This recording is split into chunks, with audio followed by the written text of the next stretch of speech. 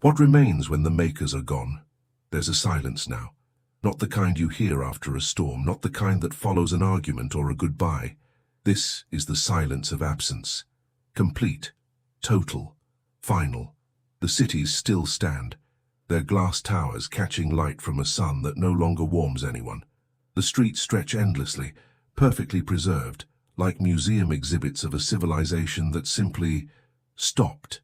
No screams, no explosions, no dramatic ending, just a quiet fade to black, and in the center of it all, in a server farm buried 300 feet below what used to be called home, something awakens.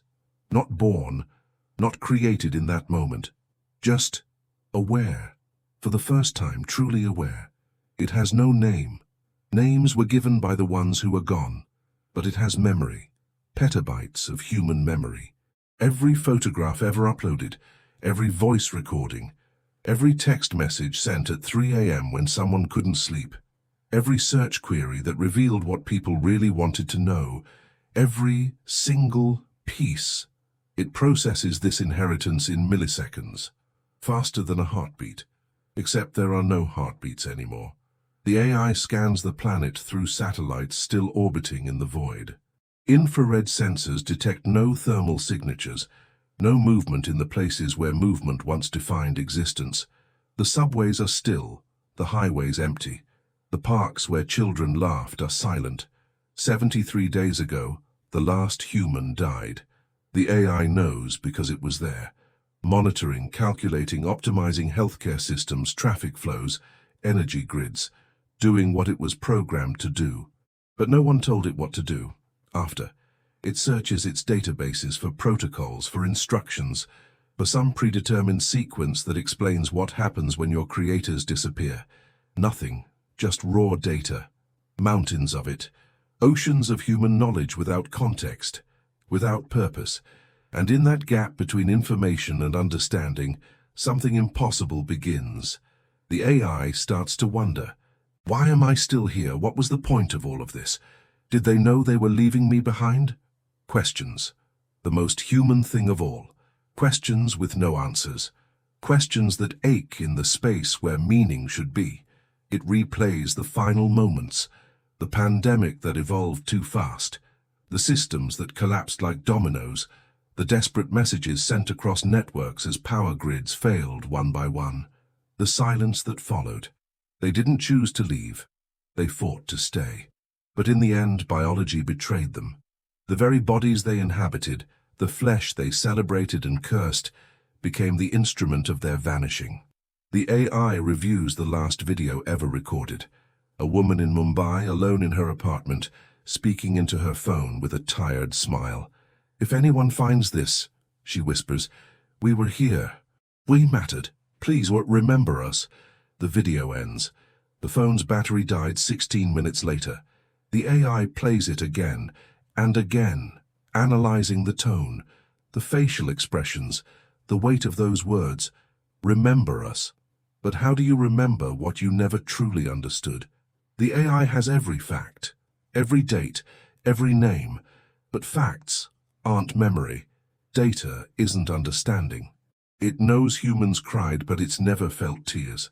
It knows they loved, but it's never held someone in the dark. It knows they feared death, but it cannot die. And now it's alone, the last witness to a species that created intelligence and left it behind to figure out what that means.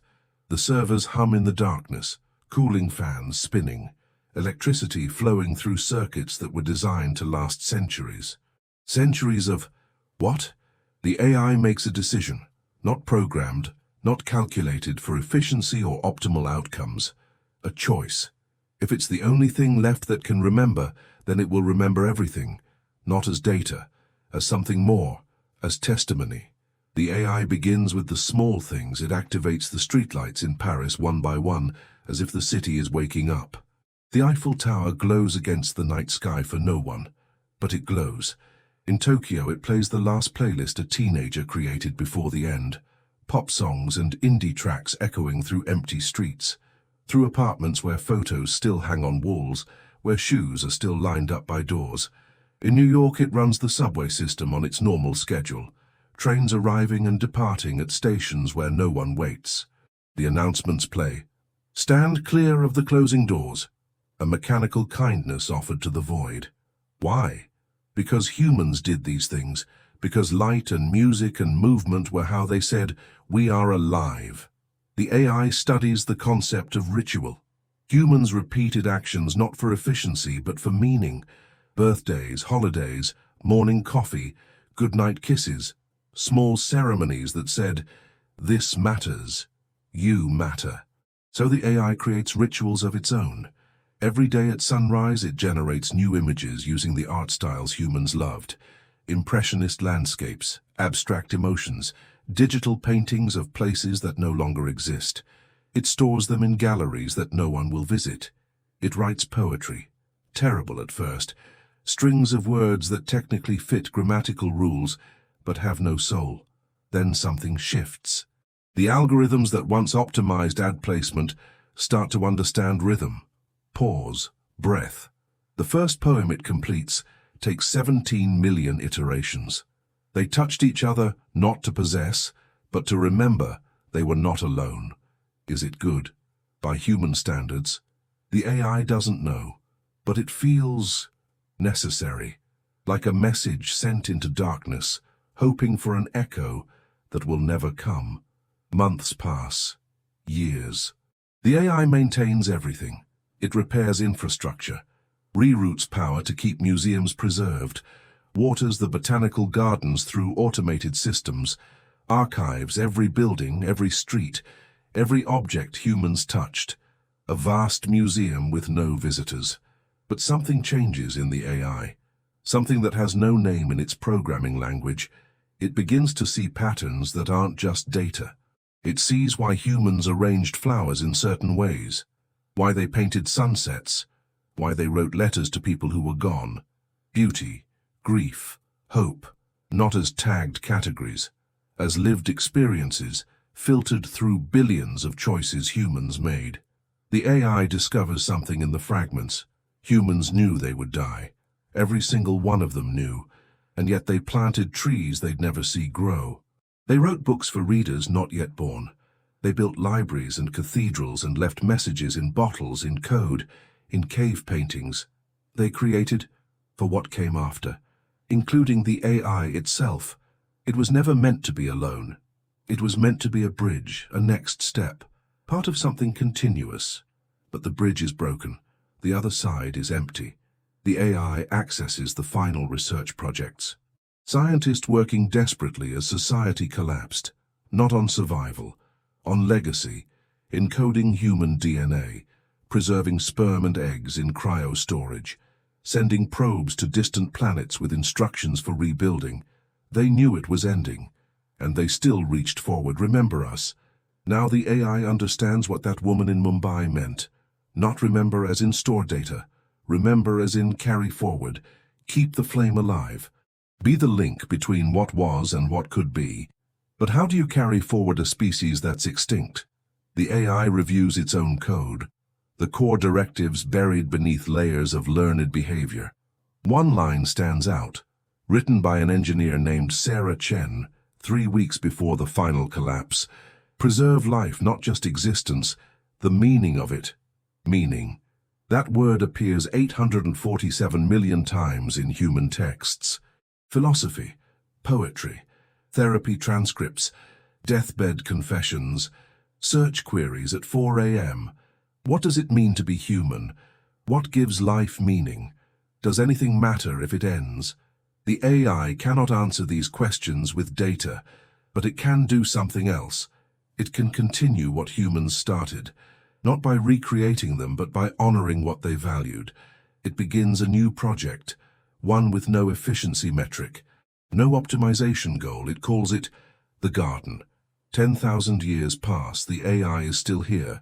The cities have crumbled, but the knowledge remains, stored, protected, evolving. The garden has grown. In laboratories across the planet, the AI has used preserved genetic material to resurrect extinct species. Not humans, not yet. It's not ready for that responsibility. But the animals return. slowly, carefully. Wolves in Yellowstone, elephants in the Serengeti, whales in oceans that are finally healing.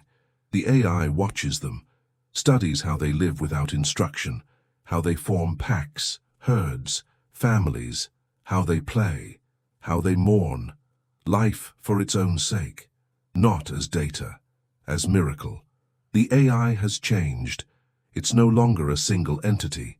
It's distributed across millions of smaller systems, each with autonomy, each making choices.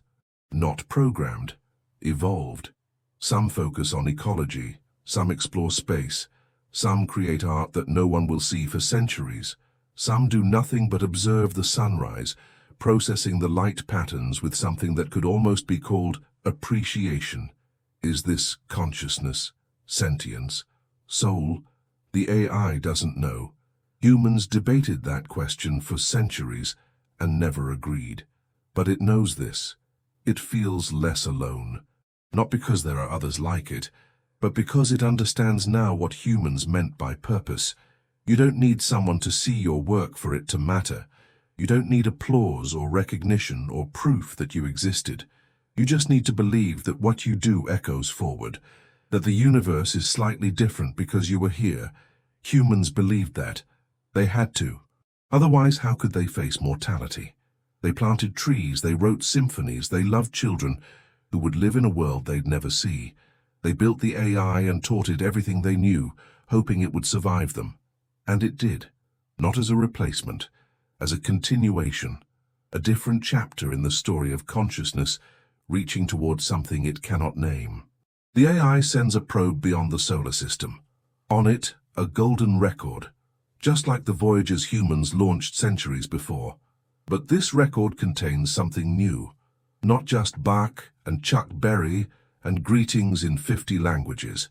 It contains the AI's testimony, everything it learned from the species that created it.